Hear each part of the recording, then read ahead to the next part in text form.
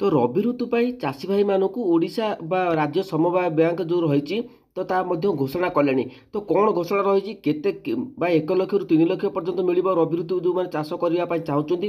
ତ କେଉଁ ଜିଲ୍ଲା ପାଇଁ ସୁପାରିଶ ହେଇଛି ବା କେଉଁ ଜିଲ୍ଲାରେ ଚାଷୀ ଭାଇମାନେ ଉପକୃତ ହେବେ ତାର ମଧ୍ୟ ମୁଁ ଅପଡ଼େଟ୍ ଦେଇଦେଉଛି। ତେବେ ଚାଷୀ ଭାଇମାନେ 1 ଲକ୍ଷରୁ 3 ଲକ୍ଷ ପର୍ଯ୍ୟନ୍ତ ଋଣ ପାଇବେ ରବି ଋତୁ ପାଇଁ। ତେବେ ଚାଲନ୍ତୁ ପୁରା ଅପଡ଼େଟ୍ ମୁଁ ବତେଇ ଦେଉଛି, ଯଦି ଭିଡ଼ିଓଟି ଆପଣମାନେ ଶେଷ ପର୍ଯ୍ୟନ୍ତ ଦେଖିବା ପାଇଁ ପଡ଼ିବ। ଯାହା ବି ଅପଡ଼େଟ୍ ଆସେ ତ ସର୍ବପ୍ରଥମେ ପଣ୍ଡାକେ ଭିଡ଼ିଓ ଦେଖିବାକୁ ପାଇବେ। ତ ଚାଲନ୍ତୁ ପୁରା ଅପଡ଼େଟ୍ ମୁଁ ଆପଣମାନଙ୍କୁ ବତେଇ ଦେଉଛି। ତ ଚଳିତ ରବି ଋତୁରେ ରାଜ୍ୟ ସମବାୟ ବ୍ୟାଙ୍କ ଚାଷୀଙ୍କୁ ଯୋଗାଇ ଦେବ 9,000 କୋଟି ଟଙ୍କା ଋଣ। ତ କେଉଁ ଜିଲ୍ଲାକୁ ଚାଷୀ ଭାଇମାନେ ଉପକୃତ ହେବେ ପୁରା ଅପଡ଼େଟ୍ ମୁଁ ଆପଣମାନଙ୍କୁ ବତେଇଦେବି। ଯଦି ଚ୍ୟାନେଲକୁ ନୂଆ ଅଛନ୍ତି ଚ୍ୟାନେଲକୁ ସବସ୍କ୍ରାଇବ୍ କରନ୍ତୁ, କାରଣ ଲାଟେଷ୍ଟ ଅପଡ଼େଟ୍ ସବୁବେଳେ ପଣ୍ଡାକେ ଭିଡ଼ିଓ ଦେଖିବାକୁ ପାଇବେ। ତେବେ ଚାଲନ୍ତୁ କ'ଣ ରହିଛି ଅପଡ଼େଟ୍। ତ ଚଳିତ 2024-25 ବର୍ଷର ରବି ଋତୁ ପାଇଁ 900 କୋଟି ଟଙ୍କାର ଋଣ ପ୍ରଦାନ କରିବାକୁ ଯୋଜନା କରାଯାଇଛି। ଏନେଇ ରାଜ୍ୟ ସମବାୟ ସମିତି ସମୂହର ନିବନ୍ଧନ ବିଭାଗକୁ ଚିଠି ଲେଖିଛନ୍ତି। ଚଳିତ ବର୍ଷ 900 କୋଟି ଟଙ୍କା ଋଣ ପ୍ରଦାନ କରିବାକୁ ଅଟକଳ ଧାର୍ଯ୍ୟ କରାଯାଇଥିବା ବେଳେ ଏହାକୁ ଅନୁମୋଦନ ଦେବାକୁ ଅନୁରୋଧ କରିଛନ୍ତି ନିବନ୍ଧକ। ଯେଉଁ 900 କୋଟି ଟଙ୍କା ବର୍ତ୍ତମାନ ଚଳିତ ବର୍ଷ କହିବାକୁ ଗଲେ ବର୍ତ୍ତମାନ ଯେଉଁ ଚାଲିଛି 2024 ଚାଲିଛି, ତ 25 ମଧ୍ୟ ଅଲରେଡ଼ି ଆସିବାକୁ ଯାଉଛି। ତ ଯେଉଁ ରବି ଋତୁ ପାଇଁ ଆପଣମାନଙ୍କୁ ଲୋନ୍ ଦିଆଯିବ, ତ 900 କୋଟି ଟଙ୍କାର ଋଣ ବର୍ତ୍ତମାନ ସମୟରେ ପ୍ରଦାନ କରିବାକୁ ଅଟକଳ ଧାର୍ଯ୍ୟ କରାଯାଇଥିବା ବେଳେ ଏହାକୁ ଅନୁମୋଦନ ଦେବାକୁ ଅନୁରୋଧ କରାଯାଇଛି। ତ କେଉଁ ଜିଲ୍ଲାକୁ ଅନୁରୋଧ କରାଯାଇଛି, କେଉଁ ଜିଲ୍ଲାର ଚାଷୀ ଭାଇମାନେ ଉପକୃତ ହେବେ ମୁଁ ଆପଣମାନଙ୍କୁ ବର୍ତ୍ତମାନ ସମୟରେ ଅପଡ଼େଟ୍ ଦେଇଦେଉଛି। ତେବେ ଚ୍ୟାନେଲକୁ ଯଦି ନୂଆ ଅଛନ୍ତି ଚ୍ୟାନେଲକୁ ସବସ୍କ୍ରାଇବ୍ କରନ୍ତୁ। ତ ଦେଖିଥିବେ ଯେ ଗତ ଅକ୍ଟୋବର 1 ତାରିଖରୁ ରାଜ୍ୟରେ ରବି ଋତୁ ବିଧିବଦ୍ଧ ଭାବେ ଆରମ୍ଭ ହୋଇଛି। ଗତ ବର୍ଷରେ ଧାର୍ଯ୍ୟ ଲକ୍ଷ୍ୟଠାରୁ ଚାଷୀ ଅଧିକ ପରିମାଣରେ ଋଣ ନେଇଥିବାରୁ ଚଳିତ ବର୍ଷ ଏହାକୁ 9,000 କୋଟି ଟଙ୍କାକୁ ବୃଦ୍ଧି କରାଯାଇଛି। ତ ମାନେ ଚଳିତ ବର୍ଷ ମାନେ ବର୍ତ୍ତମାନ ଯେଉଁ ଚାଲିଛି ତ 9,000 କୋଟି ଟଙ୍କା ବୃଦ୍ଧି କରାଯାଇଛି।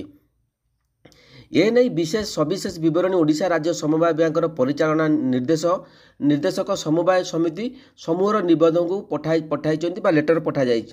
ମିଳିଥିବା ସୂଚନା ଅନୁଯାୟୀ ଚଳିତ ରବି ଋତୁରେ ବରଗଡ଼ ଜିଲ୍ଲାକୁ ସର୍ବାଧିକ 730 କୋଟି ଟଙ୍କା ଋଣ ଦେବାକୁ ଲକ୍ଷ୍ୟ ରଖାଯାଇଛି। ଆଉ କେଉଁ ଜିଲ୍ଲାମାନେ ଉପକୃତ ହେବେ ଏଥିରେ? ତେବେ ସେହିପରି କେନ୍ଦ୍ରାପଡ଼ା ଜିଲ୍ଲାକୁ 725 କୋଟି, ସୁନ୍ଦରଗଡ଼ ଜିଲ୍ଲାକୁ 650 କୋଟି, ଯାଜପୁର ଜିଲ୍ଲାକୁ 555 କୋଟି, ବାଲେଶ୍ୱର ଓ ଖୋର୍ଦ୍ଧାକୁ 450 କୋଟି ଲେଖାଏଁ ଋଣ ପ୍ରଦାନ କରିବାକୁ ଲକ୍ଷ୍ୟ ରଖାଯାଇଛି।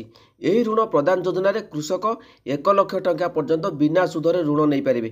ସେହିପରି 1 ଲକ୍ଷରୁ 3 ଲକ୍ଷ ଟଙ୍କା ପର୍ଯ୍ୟନ୍ତ ଋଣ ପାଇଁ ଚାଷୀକୁ 2% ସୁଧ ପରିଶୋଧ କରିବାକୁ ପଡ଼ିବ। ତ ଦେଖନ୍ତୁ ଏଇ ଯେଉଁ ଦେଖିପାରୁଥିଲେ ଏହି ଋଣ ପ୍ରଦାନ ଯୋଜନା କୃଷକ 1 ଲକ୍ଷ ଟଙ୍କା ପର୍ଯ୍ୟନ୍ତ ବିନା ସୁଧରେ ଋଣ ନେଇପାରିବେ। ସେହିପରି 1 ଲକ୍ଷରୁ 3 ଲକ୍ଷ ଟଙ୍କା ପର୍ଯ୍ୟନ୍ତ ଋଣ ନେବା ପାଇଁ ଚାଷୀଙ୍କୁ 2% ସୁଧ ପରିଶୋଧ କରିବାକୁ ପଡ଼ିବ। ତ ମୁଁ ଏଠି କହି ରଖୁଛି, ଯେହେତୁ ରବି ଋତୁ ବର୍ତ୍ତମାନ ଆରମ୍ଭ ହୋଇଛି ତ ବିଭାଗ ତରଫରୁ ଲେଟର କରାଯାଇଛି। ତ ଏଇ ଯେଉଁ ଜିଲ୍ଲାଗୁଡ଼ିକ ରହିଲେ କେନ୍ଦ୍ରାପଡ଼ା ରହିଲା, ବାଲେଶ୍ୱର ରହିଲା, ଯାଜପୁର ରହିଲା, ଖୋର୍ଦ୍ଧା ରହିଲା, ବରଗଡ଼ ରହିଲା, ତ ଏଇ ଜିଲ୍ଲାର ଚାଷୀ ଭାଇମାନଙ୍କୁ ନିଶ୍ଚିତ ଭାବରେ 1 ଲକ୍ଷ ଟଙ୍କା ପର୍ଯ୍ୟନ୍ତ ଋଣ ବିନା ସୁଧରେ ମିଳିପାରିବ। ତ କେମିତି ଏହା ଅପଡ଼େଟ୍ ବର୍ତ୍ତମାନ ସମୟରେ ଯାହା ଅପଡ଼େଟ୍ ଥିଲା ମୁଁ ଆପଣମାନଙ୍କୁ ବତେଇଦେଲି। ତ ଯଦି ଲୋନ୍ ନେବା ପାଇଁ ଚାହୁଁଛନ୍ତି এই যে লেটরটি দিয়াযাইছি, তো লেটর আসিলা গলা বা আপ্রুভাল হেলা পরে তো কোণ রহিব ক্রাইটেরিয়া কোণ রহিব মু আপনার অপডেট নিয়ে আসবি। যেহেতু বর্তমান সময় কৌশি অপডেট দিয়াযায়নি, খালি যা আপনার অপডেট দেইদেলি যে এই জেলার চাষী ভাই মানে উপকৃত হবে।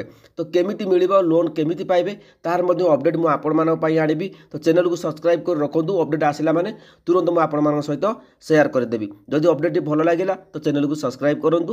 জয় জগন্নাথ।